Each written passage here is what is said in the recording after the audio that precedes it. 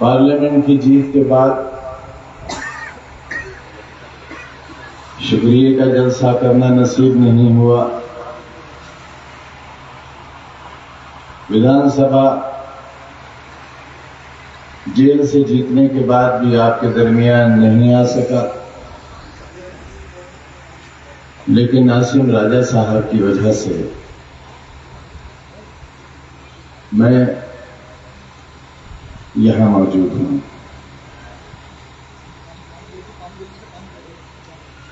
گزرے دن اور گزرے دنوں کی یادیں نہ میں سنا سکوں گا اور نہ آپ سن سکیں گے. وہ خواب نہیں تھا، وہ حقیقت تھی. وہ درد نہیں تھا، وہ زخم تھا. وہ زخم نہیں تھا، وہ ناسور تھا. کیوں؟ اس لیے کہ جمہوریت دم توڑ رہی تھی. ہندوستان میں رہنے والے کروڑوں لوگ جو دستور ہند کی پاسداری کرتے ہیں، سمویدھان سے وفا کرتے ہیں، اس سے محبت کرتے ہیں اور اسے باقی دیکھنا چاہتے ہیں، ان کے سامنے ایک مایوس ہندوستان کھڑا تھا. سینکڑوں اور ہزاروں سال کی تاریخ جس میں کمزور دبے کچلے صرف دبائے گئے اور کچلے گئے. ایک لاٹھی والے نے اور بہت معمولی کپڑا تن پر پہننے والے نے سینکڑوں سال کی غلامی کے ہندوستان کو آزادی میں بدل دیا. لیکن ہم نہ اس کی حفاظت کر سکے، نہ اس کے خیالات کی حفاظت کر سکے. ہم اپنی آواز سے نعرہ تو دیتے رہے کہ باپو ہم شرمندہ ہیں، تیرے قاتل زندہ ہیں، لیکن تیاری نہیں کی ہم نے سمجھوتے ہوئے. ہم بھی کر سکتے تھے، آج بھی کر سکتے ہیں، لیکن یاد آتی ہیں ماضی کی یادیں. یاد آتا ہے ٹیکسٹائل مل، یاد آتا ہے انگریزوں اور نوابوں کا ملا جلا ظلم. یاد آتا ہے مولانا آزاد کا رامپور سے پارلیمنٹ کا چناؤ لڑنا. یاد آتی ہیں پنڈت نہرو اور مولانا آزاد کی پارلیمنٹ کی تقریریں. یاد آتا ہے یہ قلعہ اور نام نہاد عظیم عمارت حامد منصور. نوجوانوں تمہیں بزرگوں نے نہیں بتایا، ہمیں موقع نہیں ملا. ایک رات ایک صدی کے برابر گزاری ہے.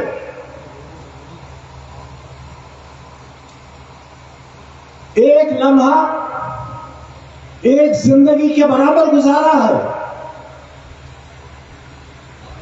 تم سے جدائی موت سے بدتر تھی، موت بہتر تھی اس زندگی سے.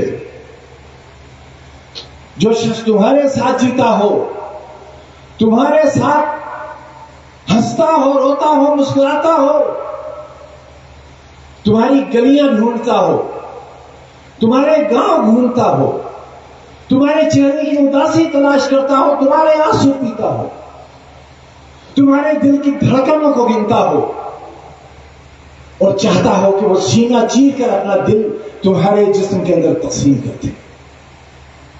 وہ وہاں بہت اکیلا تھا، بہت اداس، بہت مایوس تھا اور اسے سب خبر تھی تمہاری بربادی کی.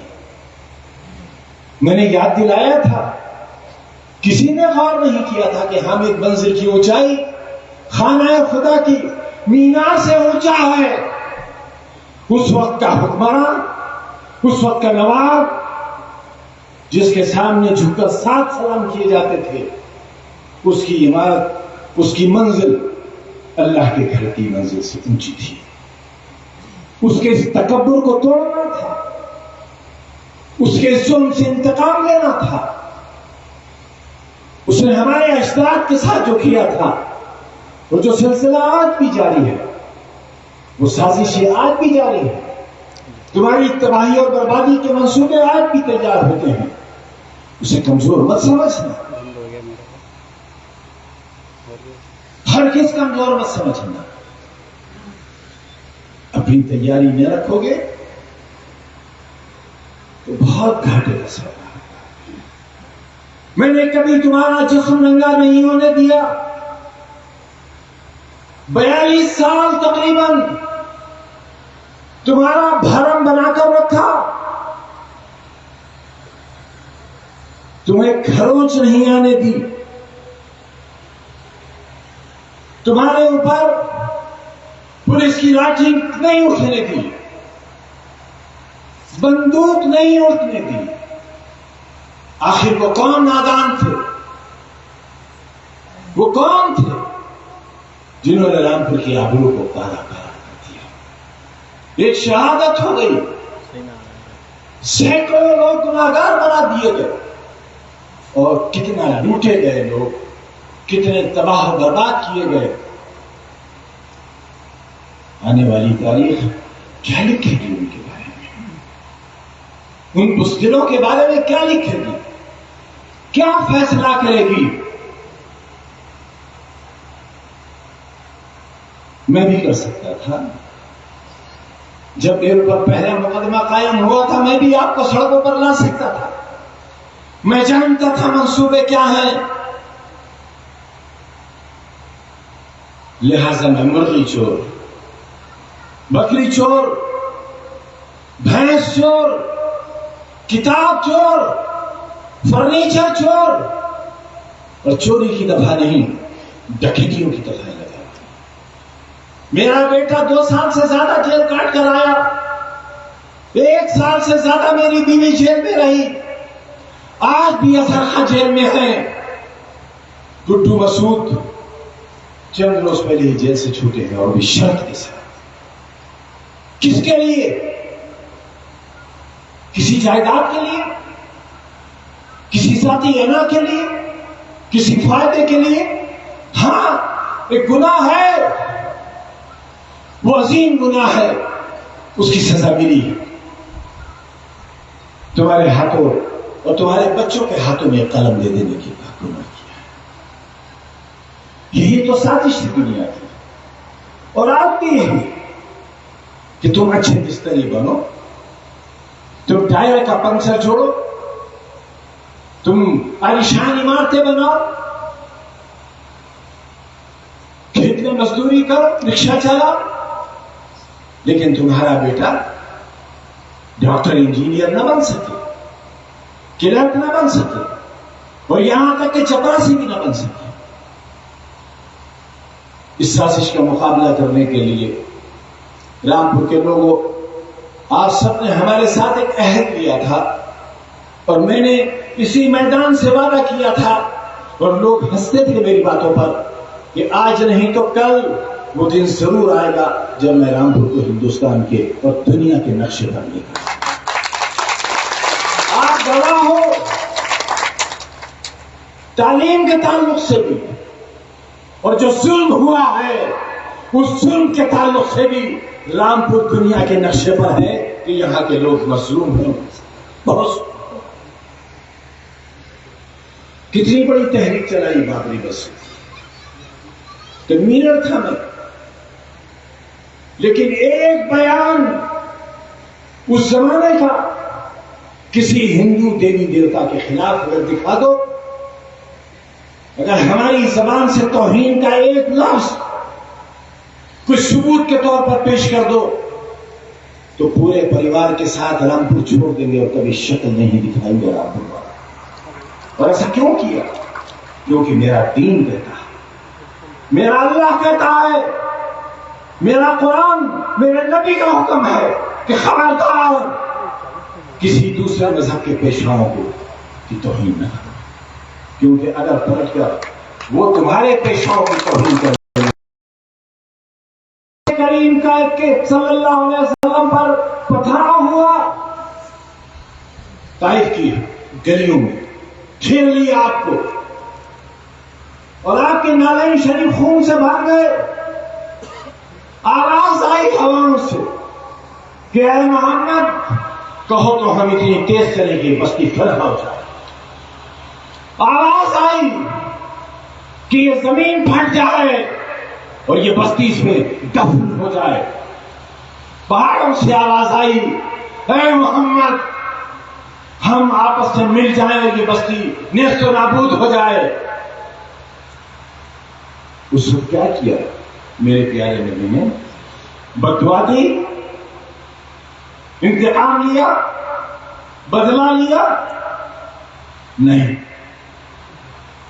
گھٹنوں پر بیٹھ گئے اور اللہ کے ساتھ ایک رشتہ جوڑا اس وقت اور کہا اے اللہ انہیں معاف کر دے، یہ نادان ہے، یہ نہیں جانتے، یہ معصوم ہے، انہیں عقل دے۔ آپ نے ایسے کو بھی معاف کیا۔ اور پھر تاریخ یہ لکھتی ہے کہ جس رفتار سے حضور کے وفات کے بعد، آپ کے پردہ کر جانے کے بعد مکہ اور مدینہ کی گلیوں میں لوگ روتے ہوئے گھوم رہے تھے اور کہتے تھے آج ختم ہو گیا اسلام، دین ختم ہو گیا کیونکہ محمد چلے گئے، لیکن ایسا نہیں ہوا۔ آپ کے جانے کے بعد تاریخ داں یہ لکھتے ہیں کہ جس رفتار سے گھوڑے دوڑتے تھے اس رفتار سے حق کا پیغام آ گیا۔ میرے پیارے نبی کے خلاف، ان کی توہین کرنے والے کے خلاف، یا ان الفاظ کو جو حضور کی شان میں گستاخانہ کہے گئے ہیں ان کو دہرانا بھی گناہ ہے۔ ان الفاظ کی واپسی اپنی زبان سے ادا کرنا گناہ ہے۔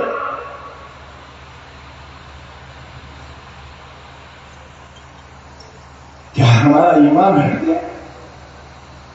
ہمارا عقیدہ اپنے اللہ سے ہٹ گیا؟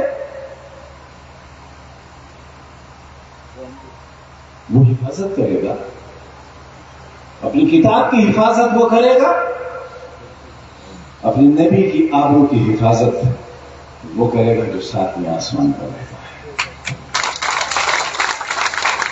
کہیں اشتعال میں آنے کی ضرورت نہیں ہے۔ تمہارا دشمن انتظار میں بیٹھا ہے، اس کے منصوبے میں مت پھنس جانا، اس کی سازش کا شکار مت ہو جانا۔ میں تمام ہندوستان کے لوگوں سے اپیل کرتا ہوں امن کی، امن بحالی کی، محبت کی۔ یاد رکھو، میں پھر دہراتا ہوں، کبھی آگ سے آگ نہیں بجھائی جا سکتی، سیلاب کو پانی سے نہیں روکا جا سکتا، نفرت کو نفرت سے نہیں مٹایا جا سکتا۔ آگ کے بجھانے کے لیے پانی کی ضرورت ہے اور نفرت کو مٹانے کے لیے محبت کی ضرورت ہے۔ محبت کا پیغام دو۔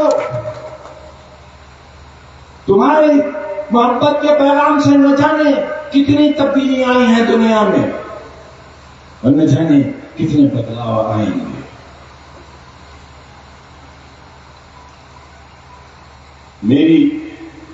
میری موجودگی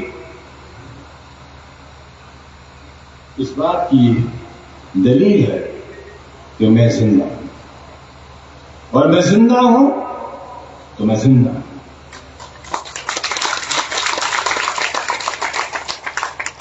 اور جب میں زندہ ہوں تو انشاءاللہ آنچ نہیں آنے دوں گا آپ کو۔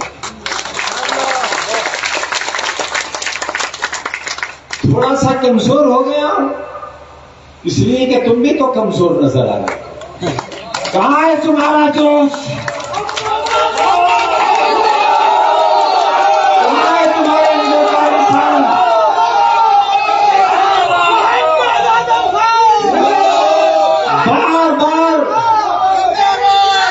بار بار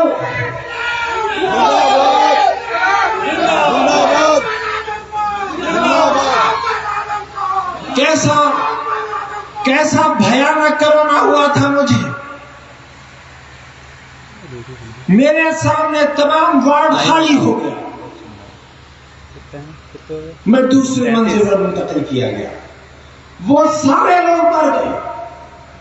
میں تیسری منزل پر بھیجا گیا. وہاں بھی سارے لوگ. میں زندہ بچا ہوں تمہارے لیے. میں واپس لوٹ کر آیا ہوں تمہارے لیے. ہر سانس امانت ہے. میں آج بھی تمہاری محبتوں کا قرضدار ہوں. میں نے کچھ نہیں کیا. میرے سارے ارمان، میری ساری خواہشات میرے سینے میں دفن رہ گئی. بہت کچھ چاہتا تھا، بہت کچھ چاہتا ہوں.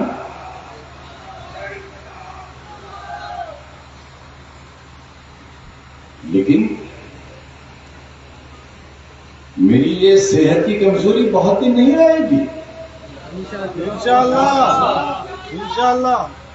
مجھے مارنے کا پورا منصوبہ تھا. ہاں، مجھے قتل نہیں کرنا چاہتے تھے کیونکہ قتل کا الزام نہیں لینا چاہتے تھے. لیکن کوئی کسر نہیں رہی تھی مجھے مارنے میں. مجھے، میرے بچے کو، میری بیوی کو سیتاپور جیل پورے ہندوستان میں سوسائڈل جیل کے نام سے جانی جاتی ہے.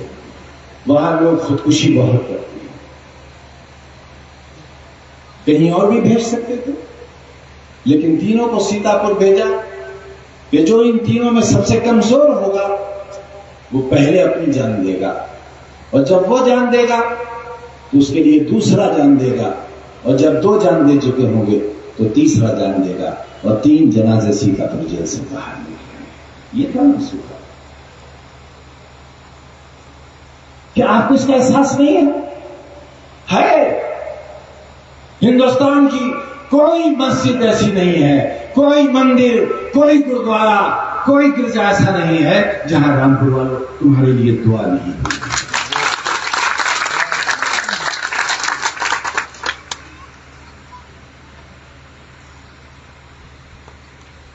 حضور کی شان میں گستاخی کرنے والا بدنصیب ہے، بہت بدنصیب ہے. اس بدنصیب کا ساتھ مت دو، اور اس کے جملوں کو دوہراؤ مت. جو بدنصیب ہے اس کو اس کے نصیب پر چھوڑ دو، اسے اس کے حال پر چھوڑ دو. دنیا کا کوئی تانا شاہ نہیں بچا. یاد کرتی ہے تاریخ ان لوگوں کو، اور یاد کرے گی جب تک دنیا رہے گی، لیکن تانا شاہ کے نام سے، اس نام سے یاد نہیں رکھے گی کہ زمین پر اللہ نے ایک ایسا انسان بھی بھیجا تھا جس کے وضو کی ایک بوند بھی زمین پر نہیں گری تھی. ایک ایسا انسان بھی زمین پر آیا، اسے رسول کہا، اسے نبی. اس کی شان میں تو کوئی گستاخی کر ہی نہیں سکتا. اس کی شان تو اتنی بڑی ہے کہ شان کا لفظ بہت چھوٹا ہے. جس سے اللہ عشق کرتا ہو، جس سے اللہ محبت کرتا ہو، پھر کسی کی نفرت سے کسی پر کوئی اثر نہیں کرتا.